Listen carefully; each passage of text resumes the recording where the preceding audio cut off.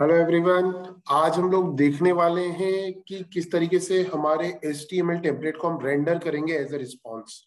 Okay, सो सबसे पहले हम लोग क्या करते हैं, हमारा VS कोड ऑन कर लेते हैं।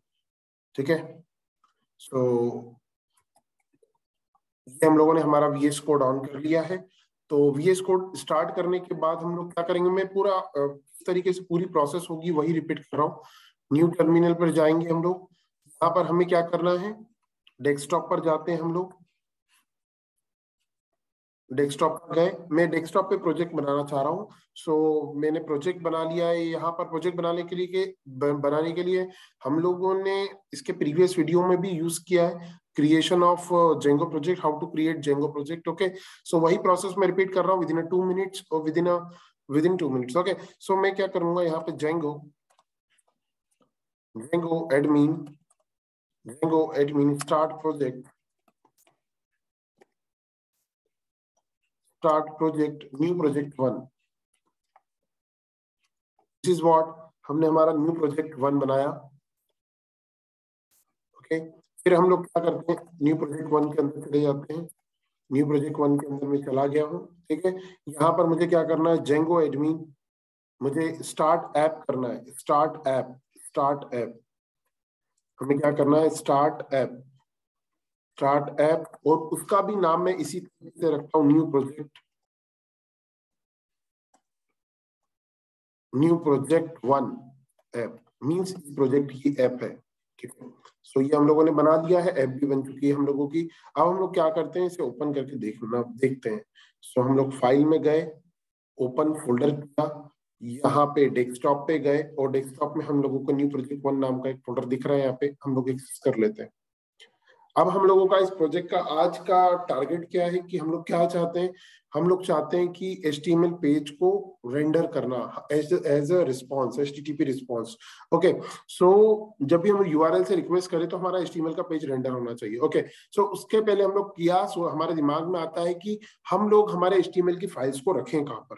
तो जैसा कि मैंने बताया कि जो जेंगो है वो MBT आर्किटेक्चर को फॉलो करता है। MBT यहाँ T स्टैंड्स फॉर टेम्पलेट। तो we need to create one template in our project. तो राइट क्लिक करके हम लोग एक न्यू फोल्डर बनाते हैं, और टेम्पलेट इसलिए बना रहे हैं हम लोग क्योंकि हम लोग क्या करना चाहते हैं, वहां पर हमारी HTML की सारी फाइलें रखेंगे। ठीक है, तो ये टेम्पलेट्स नाम का एक फोल्डर बना लिया हम लोगों ने। अब एक फोल्डर हम लोग बनाते हैं स्टैटिक नाम का। स्टैटिक नाम का फोल्डर हम लोग इसलिए बना रहे हैं क्योंकि हम लोग यदि CSS का फाइल है या जावा स्क्रिप्ट का फाइल है, मुझे HTML पेज को बनाने में लगा हो, ठीक है, सो और इमेजेस है, तो जो भी चीजें वो सारी की सारी हम लोग यहाँ पर रखेंगे। तो हम लोगों ने क्या कर दिया, स्टैटिक नाम का एक फोल्डर बना दिया। अभी हमें क्या करना पड़ेगा, मैंने न्यू प्रोजेक्ट किया है तो हमें इस ऐप को इंस्टॉल्ड ऐप लिस्ट में भी डालना पड़ेगा हमारे न्यू प्रोजेक्ट में। तो हमने क्या किया, न्यू प्रोजेक्ट 1 में गए, settings.py में गए, और यहाँ पर इंस्टॉल्ड ऐप आप लोगों को दिख रहा होगा, इंस्टॉल्ड, यहाँ पर हमें अपना प्रोजेक्ट ऐप रजिस्टर करना पड़ेगा। तो हम लोगों ने क्या किया, यहाँ पर new project 1 new project 1 new project new project 1 app नाम का एक हमारा ऐप बना लिया है, और हमने इसको इंस्टॉल भी कर दिया है। अब मुझे क्या बताना पड़ेगा, मेरी टेम्पलेट नाम की जो डायरेक्टरी है वो कहाँ रखी हुई है ये भी बताना पड़ेगा। तो यहाँ पर हम लोगों ने क्या करना है, टेम्पलेट्स नाम का फोल्डर बता देना है, टेम्पलेट्स, जो कि मैंने क्रिएट किया है। अब ये हम लोगों की चीजें हो गई है। तो अब मुझे क्या करना है, ये टेम्पलेट्स का स्पेलिंग और ये टेम्पलेट का स्पेलिंग सेम होना चाहिए, ये मिसमैच नहीं होना चाहिए। Templates PLATES, okay fine, it is correct. अब हमें क्या करना है, जो हम लोगों ने स्टैटिक नाम का फोल्डर बनाया उसे भी हमें यहाँ पर डिफाइन करना होगा। हम लोग क्या करेंगे, static files underscore DIRS directories is equal to, यहाँ पर हम लोगों ने क्या कर दिया, इसको दे दिया। तो जिसमें हम लोगों का क्या होगा, पहले बेस डायरेक्टरी होगा, फिर हम लोग क्या करेंगे, इसमें स्टैटिक फोल्डर को ज्वाइन करेंगे। मींस स्टैटिक बेस डायरेक्टरी के अंदर स्टैटिक फोल्डर है, बेस डायरेक्टरी के अंदर स्टैटिक फोल्डर है, बेस डायरेक्टरी के अंदर हमारा स्टैटिक फोल्डर रखा हुआ है। यहाँ पे हम लोगों ने ये कर दिया है। और अब हम लोग क्या करने वाले हैं, यहाँ पर os path dot join, os dot path dot join हम लोगों ने ये लगा दिया है। यहाँ पे os पे एरर आ रही है, क्यों आ रही है? क्योंकि हमें os मॉड्यूल इंपोर्ट करना पड़ेगा। तो यहाँ पर हम लोग क्या कर देते हैं, इंपोर्ट os कर देते हैं, इंपोर्ट os, ये हम लोगों ने इंपोर्ट कर दिया है os। आप लोगों को आई होप इतना समझ में आया होगा। उसके बाद हम लोगों को क्या करना है, यहाँ पर urls.py दिख रही है, लेकिन हमें हमारे ऐप की भी urls.py बनाना पड़ेगा। तो हमें क्या करना पड़ेगा, इस ऐप पर राइट क्लिक करना पड़ेगा, न्यू फाइल्स बनाना पड़ेगा, urls.py नाम का हम लोगों का फाइल बना दिया अभी हम लोगों ने। नेक्स्ट स्टेप में फिर हमें क्या करना है, urls.py में प्रोजेक्ट का url.py है, न्यू प्रोजेक्ट 1 का urls.py है, उसमें हमारे ऐप का urls.py को हमें ऐड करना पड़ेगा। तो हम लोगों ने प्रोजेक्ट का urls ऑन किया और स्टार्ट किया, और यहाँ पे हम लोगों ने क्या लिखा, इंक्लूड, यहाँ पे क्या कर दिया, इंक्लूड। और इसके बाद हम लोगों को यहाँ पर करना है पाथ हमें देना पड़ेगा हमारे ऐप के urls.py का। तो यहाँ पर हम लोगों ने पाथ दिया है किसका, हमारा project app, new project app, new project 1 app, new project 1 app, ये हम लोगों का हमारे ऐप का पाथ है। और उसके बाद हम लोग यहाँ पर डिफाइन करेंगे, वो है कहाँ पर। तो हम लोगों ने लिख दिया है इंक्लूड करना है हमें। किसे इंक्लूड करना है, हमारे यूआरएल, हमारे जो न्यू प्रोजेक्ट 1 ऐप में जो डॉट यूआरएल्स का पाथ हम लोगों ने करना है। सो ये हम लोगों ने कर दिया है, आप लोगों को समझ में भी आ गया होगा। ये हम लोगों ने क्या कर दिया है, ऐड कर दिया है। अब हमें क्या करना है, हम इतना पोर्शन कॉपी कर लेते हैं, क्योंकि हमें अपने में भी लिखना पड़ेगा।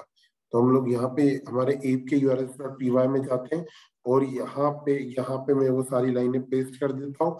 यहाँ पर ये इंक्लूड लगाने की जरूरत नहीं है, ये वाला दोनों पाथ की जरूरत नहीं है, हम अपना पाथ देंगे। ठीक है, ये हम लोगों ने क्या कर दिया। अब हम लोग ये यूआरएल पैटर्न को हम लोगों ने कॉल कर लिया। Is it clear? I hope आप लोगों को समझ में आया होगा। अब हम लोग क्या करते हैं, हमारे HTML के पेज को रखेंगे।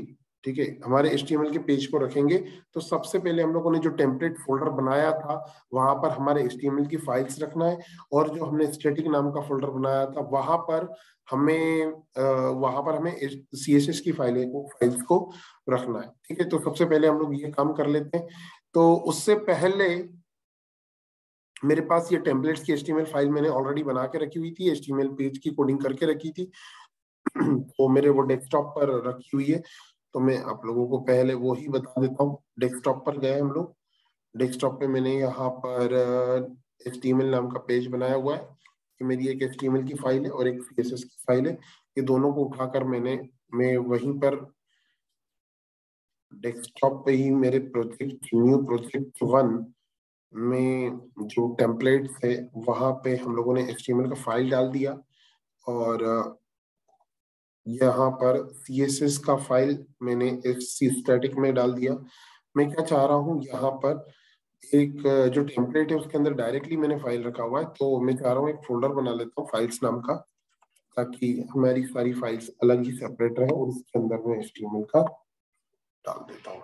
HTML का फाइल मैंने डाल दिया है, और ये चीज आप लोगों को यहाँ पर विजिबल हो जाएगी जब भी आप इसको देखेंगे। तो मैंने ये टेम्पलेट्स को ऑन किया, और आप देखेंगे यहाँ पर register.html आ गया है, और यहाँ पर css.html आ गया। लेकिन अभी आप देखेंगे मैंने टेम्पलेट्स के अंदर फाइल्स डाली है, तो मुझे ये थोड़ा सा इसमें थोड़ी सी चेंज करना पड़ेगा। यहाँ पे जो फाइल्स है वो फाइल्स नहीं है, यहाँ पे जो हमारा स्टैटिक फोल्डर है वो है स्टैटिक फोल्डर के अंदर हमारा CSS फाइल रखा हुआ है। सो मैंने यहाँ पर ये बना दिया है। आई होप आप लोगों को इतना समझ में आ चुका होगा। अब हम लोग क्या करने वाले हैं, सबसे पहले हम लोग क्या करते हैं, व्यूज क्रिएट कर लेते हैं। ठीक है, सो यहाँ पर हम लोग क्या करने वाले हैं, व्यूज क्रिएट करने वाले। मैंने एक डिफाइन किया व्यू में बनाने वाला हूँ रजिस्टर नाम का, क्योंकि मेरा रजिस्टर नाम का HTML पेज मैंने बनाया था। जरूरी नहीं है किसी भी नाम का व्यू बना सकते हैं, मुझे याद रखने में इजी हो इसलिए मैंने बना दिया था।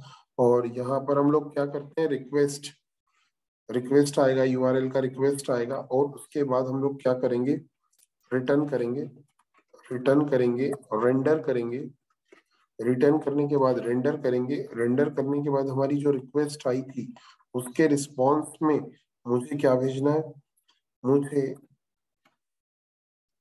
मुझे फाइल्स में से मेरा HTML register.html भेजना है, register.html भेजना। आई होप आप लोगों को इतना व्यू क्रिएट हो चुका है हम लोगों का, आप लोगों को समझ में आ रहा होगा। और ये URL में हमें इसका क्या बनाना पड़ेगा, पाथ बनाना पड़ेगा।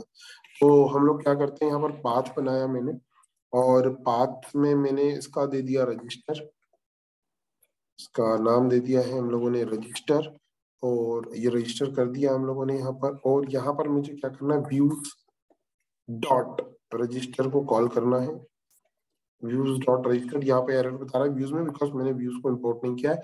तो from new project 1 app import कर लेंगे हम लोग किसे, हम लोग इंपोर्ट करेंगे रजिस्टर नाम की व्यू, इंपोर्ट व्यूज, ये हमारी एरर कर चुकी है। अब मैं एक बार क्या करता हूँ, इसको रन करके देख लेता हूँ। तो हम लोग न्यू टर्मिनल पे जाएंगे, टर्मिनल में जाने के बाद हम लोग पाइथन manage.py रन सर्वर हम लोगों ने किया, ये हम लोगों का लिंक आ चुका है। और इस पे हम लोग जैसे ही क्लिक करते हैं, ये हम लोगों का बाय डिफॉल्ट पेज अभी कुछ अपडेटेड नहीं है इसलिए बता रहा है। फिर यहाँ पर हम लोगों ने क्या कर दिया, न्यू प्रोजेक्ट 1 ऐप, इसको हम लोगों ने कॉल कर लिया। इसके अंदर हमें कौन सा चाहिए, रजिस्टर नाम का पेज चाहिए, तो हम लोगों ने यहाँ पर रजिस्टर भी लिख दिया। तो now you are able to see this is my HTML page, जो कि हम लोगों ने रेंडर कर चुके हैं। आई होप आप लोगों को ये वीडियो समझ में आया होगा, ये रेंडर कैसे करते हैं HTML के पेज को, ये भी समझ में आया होगा। और नहीं आया है तो मेरे वीडियो को पॉज करिए, इम्प्लीमेंट करिए, ठीक है, फिर इसको फिर से प्ले करिए और इस वीडियो को कंप्लीट करिए, आप लोगों को जरूर समझ में आएगा। ठीक है, thank you so much guys.